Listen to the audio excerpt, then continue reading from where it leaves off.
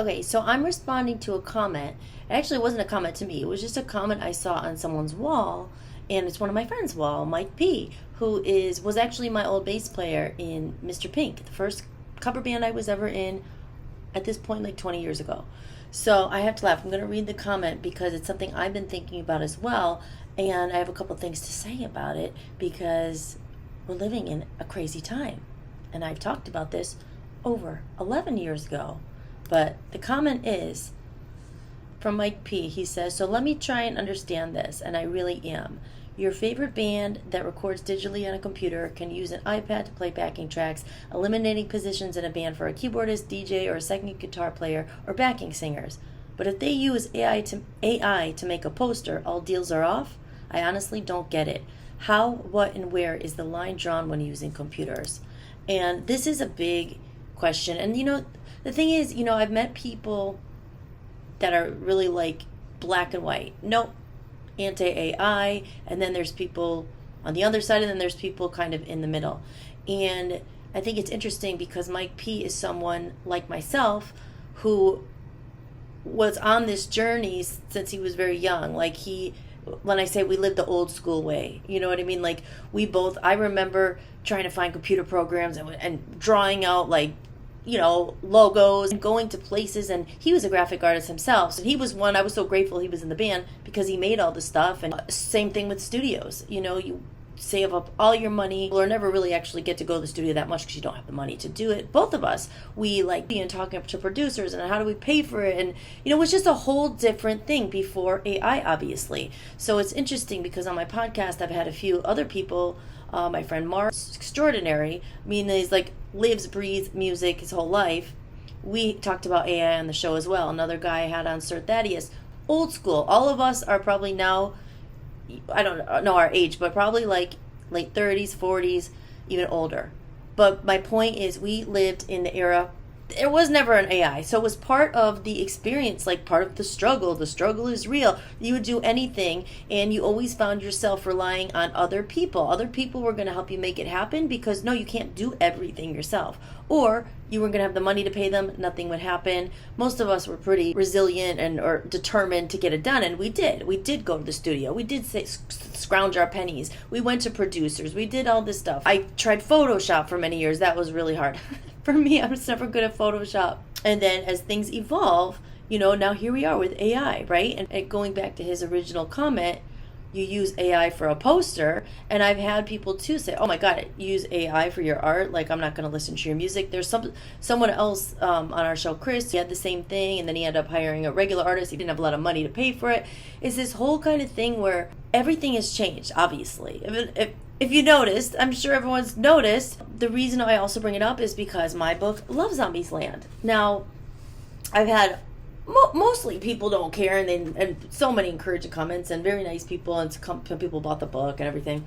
And this is an example because I have maybe two people say, oh, one was very dismissive, oh, it's AI, screw that, I'm not reading it. Okay, each to their own.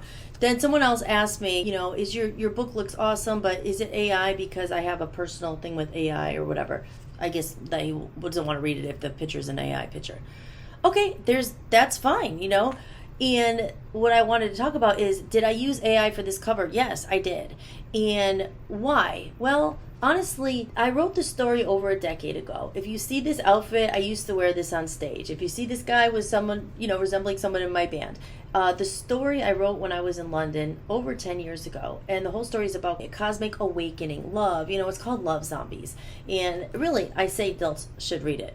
But here's the thing with the art. It's one of those things where I don't know if I was ever going to actually put it out because the thought of it's daunting. It's like, okay, gotta get a cartoonist to draw stuff. Now, I had an amazing artist, Chris, in the UK. He did awesome stuff, and that was the journey. But here we are. It was 10 years later, 11 years later. I haven't talked to Chris in a few years. I didn't want to write to him and say, hey, can you illustrate the whole book again? I need 30 pictures. I need a cover, and I don't have any money to pay you, but are you willing to do that? In fairness, he's the best guy ever. He probably would because he just loves to do it. But at this time, I wasn't even going to do it. And I had been experimenting with AI. And I have my own pictures drawn of Lolly Love Zombie. I never showed them because it's embarrassing because I can't draw. I'm not an artist. I guess my point is I created the whole story before there was ChatGPT. I wrote it all out years ago. I have dates to prove it. Not that I have to prove myself to anyone, but these are things, this all came from my mind. And it wouldn't be out there and it wouldn't exist if it wasn't for AI as the tool that helped me get it out there. People, oh, is it a tool? Well, yeah, it is a tool because, like I said, otherwise I probably wouldn't have, because I was trying to get the character Lolly. I saw her in my head, and I'll show it on screen too. These are some of my original drawings. Okay, they're not very good. But we go through. We have Lolly, the love zombie, and I have Dino, the guitar player. I mean, this is like third grade. I'm not an artist. It's okay. One of my characters, Roy G. Biv, I was like, he's very tall, he's friends with Lolly. Fluffy Love, the puppy, he's one of my characters. Marvin Litwig. Drago, the villain, he's the villain, he has the dark energy. Okay, so anyway, back to what I'm saying is, all these things existed in my head. Now, I totally get when people are like, oh, it's an AI book, why would I want to read that? If it truly is an AI book. I certainly wouldn't call this an AI book. I would call it, yes, it's illustrated by AI. But every single picture and everything, every detail I had to explain, and it took me a long time, even years, because AI was not that great like a couple years ago, and I fooled around with it, had some and it was literally only until a couple months ago, the beginning of the summer, where I put something in the one AI and I explained it. I put the pictures of this in there. I said, could you make her cuter? Could you make her lovable? Can you make her almost like a Pixar Disney character, a memorable character? And it came up with the character that I have out there. And I couldn't believe it. It was exactly what I had in my head that I couldn't draw. And that I couldn't even explain someone else, maybe I could have, to draw. And to get that exact idea exactly. So I was blown away. And that's why I decided, okay, I'm going to try some of these other characters. And it took some playing around, but I eventually got all these characters. And then every scene, everything, it took a long time to get all the pictures to go with the story I had written. I guess my point is saying, I think it's easy for people who maybe never were an artist themselves. So they're not on that path. They just consume art. They love music. They love art. They like books. And they're like, oh, AI. Now, from an artist point of view, or a musician, or a creative point of view, maybe more from people who lived the past, like, oh my god, how are we ever going to get this done? What I was saying in the beginning of the video, the Mike P's and me, and people who were lived that and always knew it was the budget was in the way, or that bridge between an idea and a finished product. There's an idea, then there's all, how am I going to pay for it? How am I going to get it done? Do I have anyone to help me? Can I do this myself? And for a long time there was no, even for me, it was just no, I probably won't, the idea is there, but how do you make it into that? So there's this bridge there. And for me, anyway, AI became that bridge to help this idea become a reality. And, I think that's the thing where it's just, I don't think it's a black and white subject. And I think, I feel for artists and creatives out there, because we're all trying to figure out, and then you get the total anti-AI people, which, hey, each to their own. No. Okay, fine. So what I kind of feel want to say to them is okay, you don't like the AI, but do you want to donate to my GoFundMe page? I'm trying to, get together $500,000, whatever it takes to hire an artist. Because the truth is, being a musician, I've already seen there's not a lot of people buy music anymore. And so I'm okay, let me go into my non-existing budget from my music that no one buys, and let me try to pay an artist. And we're all trying to get paid, and we're all trying to figure out, but I can't afford to pay an artist to do everything, because I'm not going to ask them to work for free. And most, you know what I mean? Some would maybe do it for free. So it's just I think it's just, as I said, it's not black and white. And in my case, I'm thrilled about it, And I think that's another thing too. In this world, there's always going to be someone who has an opinion. We all have opinions. I think they're pretty useless, because no one's ever going to agree, because, it's about my opinion's right, yours is wrong. Everyone's, fighting. There's always going to be someone to say, oh, and it's just okay, well, feel free to draw all the illustrations for me, or where's your book? How did you do it? How did you raise money to do whatever project? Because at the end of the day, it all comes down freaking money. When it comes to music as well, same thing. There's a thing, and it's controversial, Suno. I never ever thought to use it. goes back to the reconnection movement. I wrote in 2015, before any of this. 2015, 11 years ago now, I wrote out, this was before ChatGPT, it was my warning. I said, oh my God, I see this all happening. What is this going to mean for creatives? What is this going to mean for the future? I will link it below if anyone's interested. But this is my point. It's like people could be, oh, well, you're just one of those. You're just use AI. I've lived this life for a long time. So in some ways, I'm like, oh my God, what AI is capable of, the freedom it gives you, the way that I can actually get the ideas out. I have a whole catalog of songs I wrote over the past decade or longer that I just never thought they'd really see the light of day. I mean, I do my own demos on Logic. I mean, it's not that great because I don't have all the equipment I need. That's a job too. That's a job, a producer. Why do artists go to studios? Because the producer is there with all the equipment. They can help you bring your idea to life, get all the instruments, blah, blah, blah. Now there's Suno. And Suno, again, it's the same thing where it's like, how do you use it? Do you just go to Suno and say, write me a pop song, let's put it up, I'm an artist? That annoys people. That annoys me. I've spoken out about it.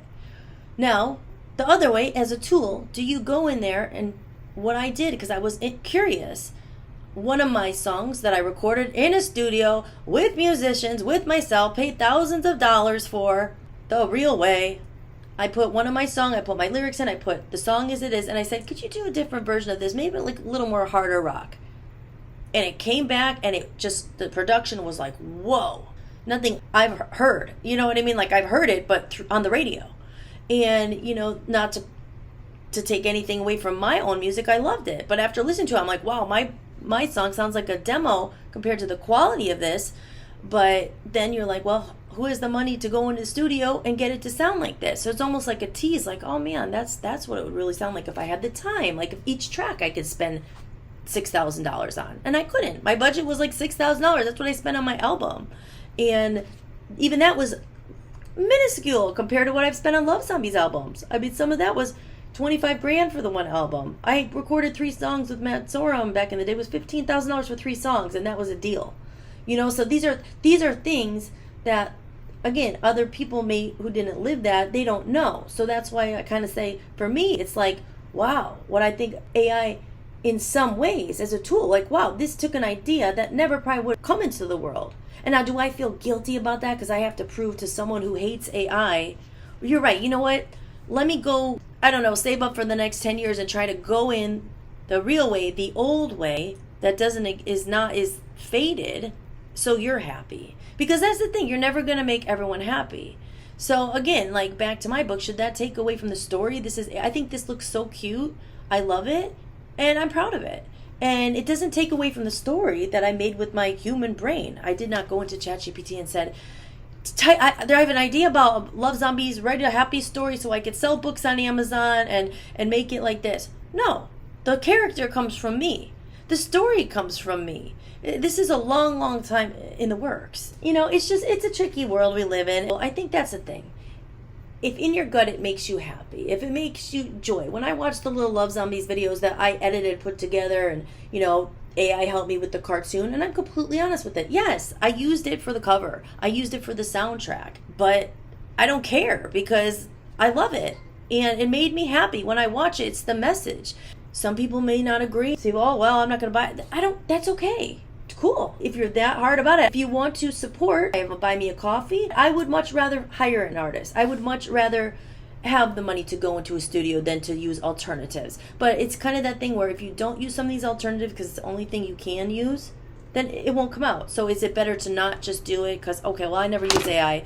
I can't really afford to go to a studio. I can't really afford to go to pay an artist. Maybe I'll just put up a stick drawing and hope for the best. Or do you use it? I think going back to Mike P's comment, I feel for him. I understand. I think it's people who have, like I said, are in that older generation who are kind of really appreciate AI. And looking at myself 10 years ago, I was totally anti-AI. I was like, no, oh my God, this is, and I still believe that no matter how good it is, it can't ever take the place of a human, of your soul. My whole life I've followed my soul. I mean, I didn't pay a lot in this creative thing, but I've sacrificed that. So I think it's your ego kind of like when someone says that to you, kind of get offended. It's like, you don't even know me. I mean, my whole podcast is about this. This is what I've defended and screaming in the dark when no one else really cared. Maybe people did, but like I didn't meet them. The reconnection movement I put out years ago was published. And even this past summer, again, with my podcast, I said, well, here we are now. I have to do something updated. What about the recreation movement? We're here now. AI is here. And people might say like, oh, well, just don't use it. It's going to stop. I'm sorry to say it. This is my opinion. I don't think it's stopping. I think if anything, it's going to get worse and worse. And that's why I thought about like the recreation movement. How do we recreate what was in this new time? Like, the technology is not going away. And how do we use it all? Do we just like totally boycott it? Does that make sense? Is that like, are you going to be like left behind and all that? Because you don't have to use it. You don't have to turn on a computer. You don't have to. But for most people function in this world, you almost have to use it. You have jobs on your phone, money on your phone. I mean, I never chose this. When people kind of like, oh, I'm just like, I didn't create AI. I fought against it. I don't want it. If we could rewind, I don't think there should be AI. I'm totally against it. But at the same time, it's here. It's not going anywhere. It's only going to get worse or better or whatever. So do you use it? Do you adapt to the changing world? Like these are how things are done now, like from back in the day, it went from cassette to now CD, then CD to digital, even Mike's Peace comment, about using iPads as backing tracks. Like, these are things that people do now. It's not the old way. Is this just the way is it going to eliminate the need for producers, the need for this? I think it's sad because I understand. I felt I've been eliminated as a musician, and like, what's really the need? You're struggling, you're trying to do it. I feel I'm the real deal, still here doing it. So should I just continue to do it the hard way? Or do you use these tools? So that's my 2 cents. And I know, like, sometimes I don't even want to put these videos out because I don't really want to argue about it because I just don't think there's any answer. I think it's like, at the end of the day, whatever you've come to the conclusion to, when people say you do you, do you. If it makes you happy. I use it for certain things, but again, definitely as far as music goes, I don't need to go on there and say, write me a whole song, because I know how to write songs. It took a long time to figure that out, many years. But I can't go to a studio right now because I don't have the money right now. But I really want to hear what my song, for instance, Sunbathing, sounds like. I wrote it years ago, and I put it in there with the whole thing, with all the words, and it gave me like a really rock production of it. And I heard it in a way I've never heard it. I was like, wow, that is so cool. I've always wanted to hear it. I think it's such a good song, but bands fall apart, and then you don't have the money, blah blah blah. So I heard it in a way I never heard it. And also, too, one last thing I don't want to forget to say. I'm not an artist, as I clearly have said 100 times now in this video. So to me, I could use it for art. But someone who is an artist, it's like, fuck, man, I spent my whole life learning how to draw. Like, this is what I do. And now a computer could and just pop out what I can do. I can do it, but a computer's popping out even better what I can do. This is real. This is not. So I understand that they're kind of like hurt or like, oh my God, like, how am I ever going to make money? I'm a musician though. So when I hear people say, oh, just grab a track, I'm thinking, man, like, now a computer can do it in 2 seconds. No one's going to value me. No one's going to pay me. But the way music is being used has been changed. It's art too. Back in the day, people weren't looking for music for their content, or just like, we didn't have all these reels on TikTok and instant explosion Instagram, and I'm just a content creator, so I just need a song, I just need an art. It's used in a different way as well. Music and art is totally just commodity. Oh, who cares if the music doesn't matter if it's Suno, we just need it for our hair conditioner commercial, or let's just get a piece of art to promote these sneakers, or you know what I mean? So it's like, again, everything has changed. There's so much art, there's so much music. Do people really care? They just use it for what they need it for. Again, that's how music has changed and art has changed as well. Like, if you want to decorate your house, I want on my wall. I don't want a big thing by AI I just generated in 2 seconds. I want art. I want to seek out someone, pay them, and have them do whatever. Like, what is the purpose for? Or you're having a wedding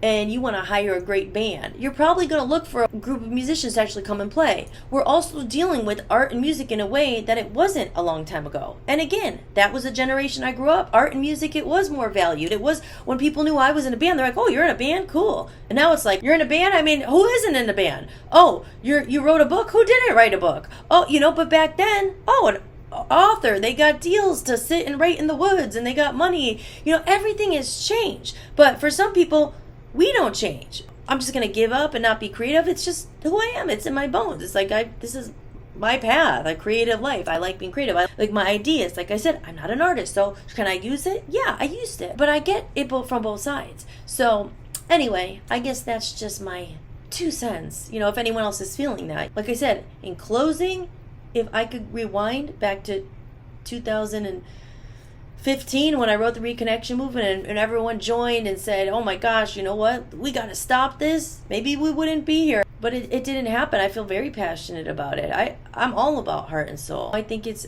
sad what's happening in the world. It's just like robots, everyone's vacant, not everyone, but it's like vacant, busy, rush. It's like, oh, you know, soul and heart, but heart makes the music, soul makes the music. But it's just like, do you not put it out? I'm going to use this robot to help me like actually get it out there and compete in this world or whatever, or do I just not put anything out, or do I just paint pictures in your room and no one ever sees them? Like, you know, I don't know the answers. I wish I did. I wish I could stop AI. I wish Hollis Mahady could stop AI, but I didn't create it.